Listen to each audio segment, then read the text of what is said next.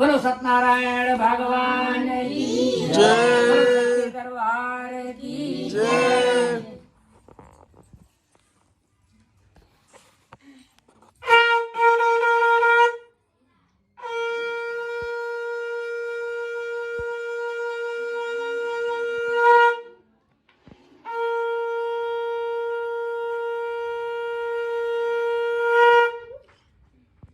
श्री स्कंद पुराणे रेवाखंडे सत्यनारायण प्रकथायाम द्वितीयोध्याय। एक समय की बात है, श्री सुखदेव जी महाराज कहते हैं, एक महात्मा सत्यनारायण भगवान की कथा किसी गांव में सुना रहे थे। उसी गांव में एक लकड़ी बेचने वाला लकड़हारा आ गया। लकड़ी का गट्ठर अपने मस्तक पर लिए हुए जब वहां पहुंचा, देखा सत्यनारायण भगवान की पूजा हो रही, कथा हो रही। लकड़ी का गट्ठर अपने मस्तक से उतार करके जमीन पर रख दिया और वहां बैठ करके कथा सुनने लगा। जब कथा समाप्त हुई, प्रसाद आया, प्रसाद खाया, ठंडा जल पिया। उसके बाद वह पूछने लगा, भैया आप लोग किसका व्रत कर रहे थे? करने से क्या लाभ मिलता है? सभी लोग कहने लगे, धन को देने वाला, पुत्र को देने वाला, दुखों को हरने वाला, पापों को नष्ट करने वाला यह सत्यनारायण भगवान की कथा पूजा है। वह अपने मन में विचार करने लगा, मैं तो बहुत गरीब हूँ, दिन भर जंगल से लकड़ी काट करके ले आता हूँ, शहर में बेचता हूँ। अगर व्रत के करने से लकड़ी का बेचना बंद हो जाएगा, मैं धनवान हो जाऊंगा, तो मैं इस व्रत को अवश्य करूंगा। ऐसा संकल्प ले करके लकड़ी का गट्ठर अपने मस्तक पर रख करके गांव गांव जा करके लकड़ी बेचा। उस दिन उसे बहुत पैसे मिले। शाम के समय लौटते समय घी, दूध, गेहूं काटा, अनेक प्रकार का मेवा, मिष्ठान, अनेक प्रकार का फल लेकर के घर पर गया।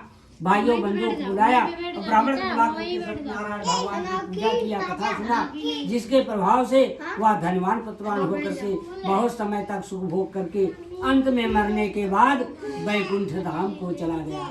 बोलो सत्यनारायण भगवान की जय, बोलो सच्चे दरबार की जय।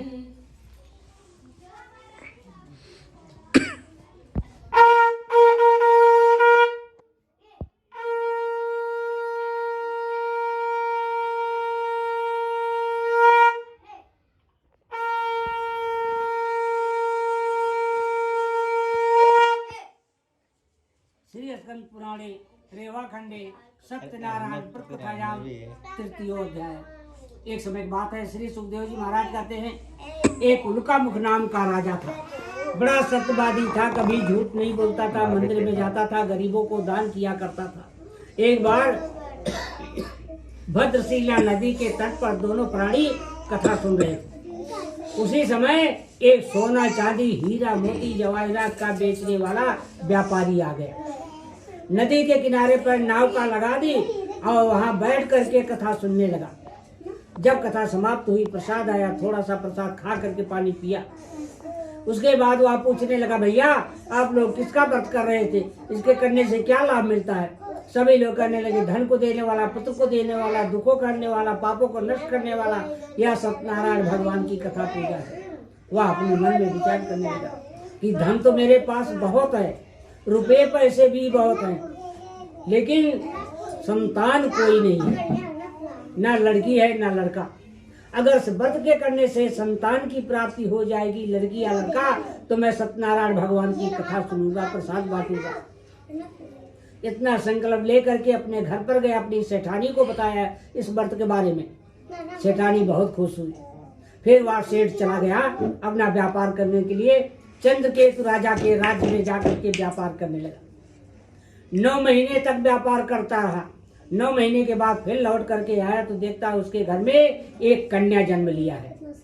वह कन्या जैसे शुक्ल पक्ष में चंद्रमा बढ़ती है, उसी तरीके से बढ़ने लगी। जब सेठ जी आए तो अपनी पुत्री का नाम रखने के लिए दिन रखा। भाइयों बंधुओं को बुलाया, सबको खिलाया पिलाया और उस लड़की का नाम कलावती कन्या रखा। नाम तो रख दिया, सबको खिला पिला दिया, लेकिन सत्यनारायण भगवान की कथा पूजा करना सेठ जी भूल गए। जब जाने लगे अपना विदेश में व्यापार करने के लिए, तो सेठानी कहने लगी, स्वामी आपने तो संकल्प लिया था कि जब मेरे घर में कोई बच्चा पैदा होगा, लड़की या लड़का, तो मैं सत्यनारायण भगवान की कथा सुनूंगा, प्रसाद बांटूंगा, क्या सब भूल गए? सेठ जी कहने लगे, देखो सेठानी अभी खिलाने पिलाने बहुत धन खर्चा हो गया, जब यह कन्या बड़ी हो जाएगी, जब इस कन्या का हम विवाह करेंगे, तब सत्यनारायण भगवान की कथा पूजा करवा लेंगे, सुन लेंगे। अभी समय नहीं है। अपने पत्नी को समझा करके सेठ जी चले गए अपना व्यापार करने के लिए। चंद्रकेतु राजा के राज्य में जाकर के व्यापार करने लगे।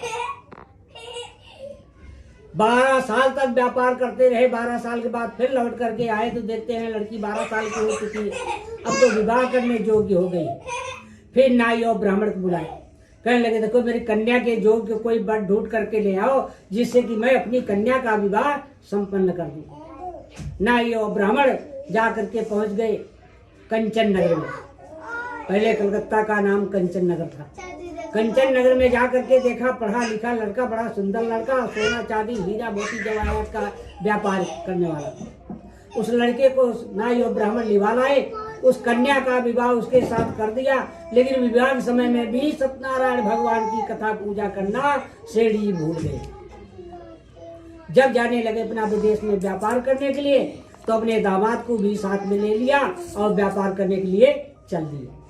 चंद्रकेतु राजा के राज्य में जाकर के व्यापार करने लगे। बहुत समय तक व्यापार करते रहे, कई सालों तक। इधर विष्णु भगवान ने सोचा बड़ा मूर्ख आदमी है, हमारी कथा पूजा बिल्कुल छोड़ दिया, इसे सब कुछ मिल गया। औलाद नहीं थी, औलाद में भी मिल गई। धन नहीं था, धन प्राप्त हो गया। सब कुछ इसको मिल गया, लेकिन फिर भी हमारी कथा पूजा नहीं किया। इसको कुछ दंड देना चाहिए। कैसे दंड दिया जाए? जिस राजा के राज्य में व्यापार कर रहा है, उस राजा के जरिए इसको दंड दिया जाए। भगवान ने क्या काम किया? रात में चोरों का रूप धारण कर लिया। चंद्रकेतु राजा के यहाँ जितना सामान था, सोना चांदी हीरा मोती जवाहरात सब इकट्ठा करके गट्ठर में बांध करके, और जहाँ पर दोनों सेठ सोए हुए थे, ससुर और दामाद, वहां पर ले जा करके रख दिया। रख करके भगवान अंतर ध्यान हो गए। सवेरे राजा चंद्रकेतु को मालूम हुआ कि मेरे घर में तो चोरी हो गई। सिपाहियों को बुलाया और कहा देखो चोरों का पता लगाओ, धन की खोज करो।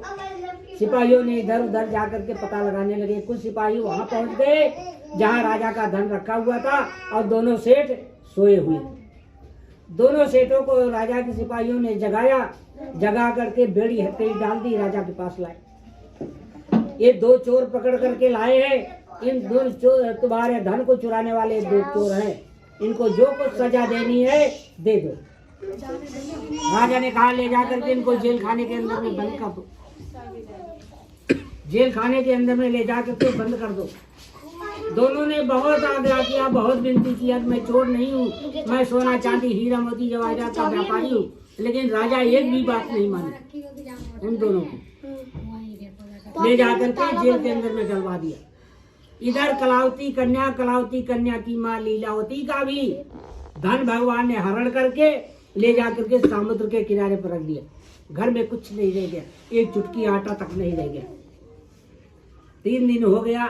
कलावती कन्या और कलावती कन्या की माँ लीलावती, माँ बेटी दोनों भूखी प्यासी घर में पड़ी तड़प रही थी। तीसरे दिन कलावती कन्या अपनी माँ से कहने लगी, माँ अब तो मालूम देता है भूख से प्राण निकल जाएगा, अब क्या करूं? कलावती कन्या की माँ कहने लगी, बेटी क्या करूं, घर में कुछ नहीं है कि तुम्हें कुछ बना करके खिला दूं, तुम्हारी भूख बुझा दूं।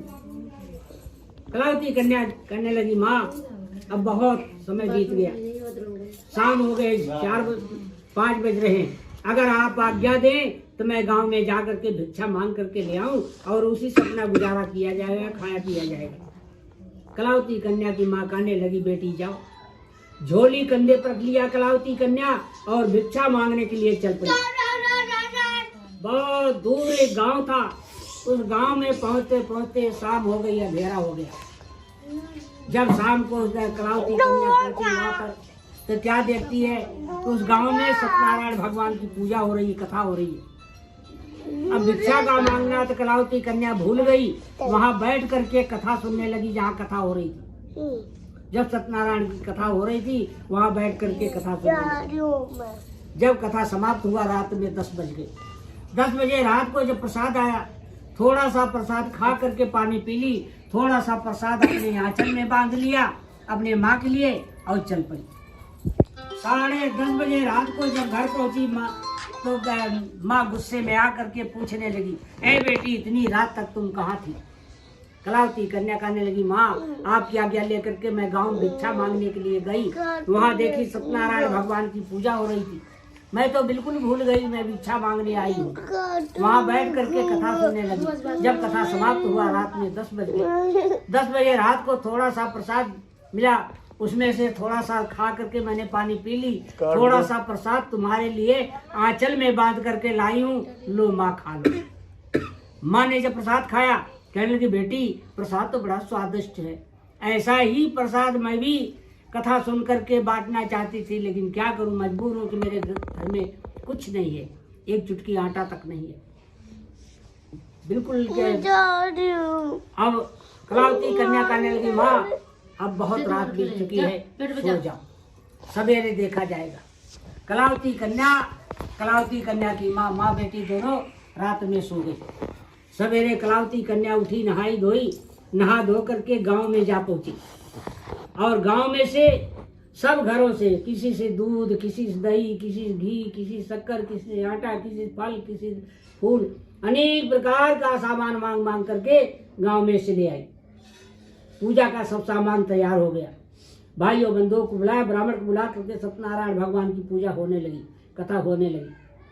दूसरी रात को राजा को सपने में आया चंद्रकेतु को, कि राजा जिस आदमी को तूने जेल खाने के अंदर में बंद कर दिया है वो चोर नहीं है, सोना चांदी हीरा मोती जवाहरात का व्यापारी है, तुम उनको छोड़ दो, नहीं तो तुम्हारा यह राज नष्ट हो जाएगा।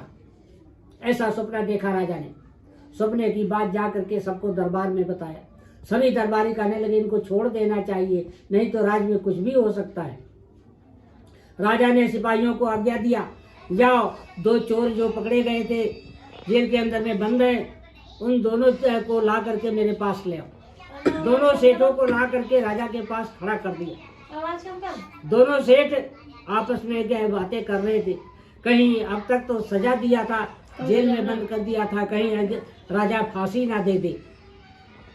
ऐसे विचार में दोनों हाथ जोड़े हुए कांप रहे थे। राजा ने कहा, तुम्हें कोई डर नहीं, तुम चोर नहीं हो, सोना चांदी हीरा मोती जवाहरात का व्यापारी हो। मैंने सपने में देखा, सपने की बात सच होती है, जाओ तुम्हें छोड़ दिया जाता है, तुम अपने घर जाओ। दोनों सेठों को राजा ने खिला पिला करके और दोनों को विदा कर दिया। दोनों सेठ चल पड़े, जा करके पहुंच गए जहाँ वो व्यापार करते थे, नदी के किनारे पर, वहां पहुंच गए। उनकी नौका रहती थी पुरानी, उस नौका को साफ सूफ करके और सोना चांदी हीरा मोती जवाहरात व्यापार करने के लिए अपनी तैयारी कर रहे थे। इधर विष्णु भगवान ने एक ब्राह्मण का रूप धारण करके जा करके वहां पहुंच गए। तिलक लगाए हुए और पीतंबर ओढ़े हुए जा करके जब वहां पहुंचे और पूछने लगे, भाई सेठ जी तुम्हारे नौका में क्या है? सेठ जी कहने लगे, क्या मेरे नौका को लूटना चाहते हो? मेरे नौका में फूल पत्ता भरा हुआ है, जो कि सोना चांदी हीरा मोती जवाहरात भरा हुआ था। सेठ जी ने फिर झूठ बोला। भगवान ने सोचा कि ये झूठ बोलने से नहीं मानेगा, इसको कुछ और दंड देना चाहिए। भगवान ने श्राप दे दिया, जाओ जैसे तुम कर रहे हो वैसे ही हो जाएगा। जितना सोना चांदी था सब फूल पत्ता हो गया। देखते देखते जब फूल पत्ता हो गया, भगवान तो अंतर ध्यान हो गए। तो दोनों सेठ आपस में बातें करने लगे, ससुर और दामाद, कि अभी तो सोना चांदी भरा हुआ था, ये क्या हुआ, कैसे फूल पत्ता बन गया है?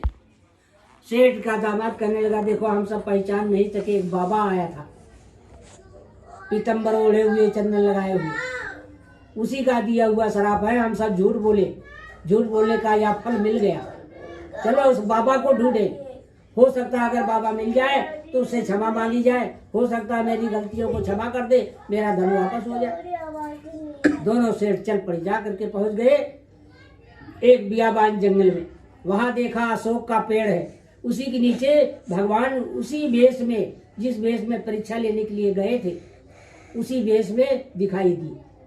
दोनों ने देखा तो भगवान पहचान लिया और दोनों ने जा करके भगवान की चरणों पर गिर पड़े, क्षमा मांगी। भगवान ने कहा, तू बार बार ऐसी गलती करता रहा, मेरी कथा पूजा नहीं किया, इसलिए तुम्हें यह दंड मिला हुआ है, लेकिन जाओ, तुम्हारी पत्नी तुम्हारी बेटी पूजा कर रही है, हमारी पूजा तुम्हारे घर में हो रही है, इसलिए मैं बहुत प्रसन्न हूँ। जाओ, तुम्हारा धन वापस हो जाएगा। दोनों सेठ चल पड़े। जाकर के नदी के किनारे पर पहुंचे नौका के पास, तो देखते हैं सोना चांदी से भरा हुआ नौका। उसी नौका में बैठ करके दोनों सेठ अपने घर की तरफ चले। घर के नजदीक जब पहुंचे सेठ, तो अपने दामाद से करने लगे, देखो मेरा गांव नजदीक आ गया है, अब संदेश भेज देना चाहिए घर पर कि सभी परिवार आ जाए धन की सुरक्षा में, कहीं लुटेरे लूट न ले। उधर कलावती कन्या और कलावती कन्या की माँ लीलावती, माँ बेटी दोनों पूजा कर रही है, सत्यनारायण भगवान की कथा सुन रही। किसी ने जाकर के बताया, अरे सेठानी, तुम्हारे सेठ जी आ रहे हैं, बहुत सा धन लेकर के आ रहे हैं, सोना चांदी हीरा मोती जवाहरात तुम्हें बुलाए हुए, जल्दी चली जा। कलावती कन्या की माँ ने जो ही सुना पूजा छोड़ दिया। आधी पूजा की और आधी पूजा छोड़ दी, अधूरा पूजा छोड़ करके और चल पड़ी अपने धन की सुरक्षा में। और चलते चलते अपनी बेटी से कहा, कलावती कन्या से, ये बेटी तुम भी जल्दी से पूजा करके नदी के किनारे पे आ जाना, तुम्हारे पति देव भी उसी नौका में बैठ करके आ रहे हैं, अपने पति का दर्शन करने के लिए आ जाना। कलावती कन्या ने झटपट पूजा किया, प्रसाद वहां पर रख दी, कहने लगी पहले पति को देख आऊं तब प्रसाद खाऊं। जब पति को देखने के लिए कलावती कन्या गई नदी के किनारे पर, तो वहां देखती है न पति है न नौका, सब पानी में लुप्त हो डूब गए। ऐसी दशा को देख करके कलावती कन्या रोने लगी और अपने माँ से कहने लगी, माँ जब पति नहीं है संसार में तो मैं जी करके क्या करूँगी। आप चंदन की लकड़ियों का चिता बनवा दो पिताजी से, उसमें अग्नि लगा दो, मैं पति खड़ाऊ लेकर के उसमें जल करके सती हो जाऊं। कलावती कन्या की आवाज सुन करके माता पिता दोनों रोने लगे और फिर जिद कर दिया। फिर चिता बनाया, पिता ने चिता बना करके जब तैयार किया चंदन की लकड़ियों का, उसमें अग्नि लगाया। अग्नि जल भव उठी और प्रचंड अग्नि जलती हुई देख करके कलावती कन्या अपने पति खड़ाऊ लेकर के जब बैठने चली सती होने के लिए, भस्म होने के लिए, उसी समय आकाशवाणी हुई, ऐ कन्या तू मेरे प्रसाद को त्याग करके आई है, इसलिए तेरा पति अदृश्य हो गया, तुझे दिखाई नहीं दे रहा। जब मेरे प्रसाद को खा करके दोबारा पूजा करके आएगी तो तेरा पति तुझे अवश्य मिलेगा। उसी समय कलावती कन्या ने अपने पति खड़ाऊ लेकर के घर गई। वहां जा करके सत्यनारायण भगवान की कथा सुनी, प्रसाद खाई, लौट करके आई तो देखती है पति देव नौका में बैठे हैं। दर्शन पा करके पति का बड़ी खुशी हुई। उसी समय से उसी नौका में सभी परिवार आकर के घर पर आकर के और उसी समय से हर महीने संक्रांति, पूर्णिमा, अमावस्या, एकादशी को वह सत्यनारायण भगवान की पूजा करने लगी, कथा सुनने लगी, जिसके प्रभाव से धनवान पुत्रवान होकर के बहुत समय तक सुख भोग करके अंत में मरने के बाद वैकुंठ धाम को चली गई। बोलो सत्यनारायण भगवान की जय, बोलो सच्चे दरबार की जय।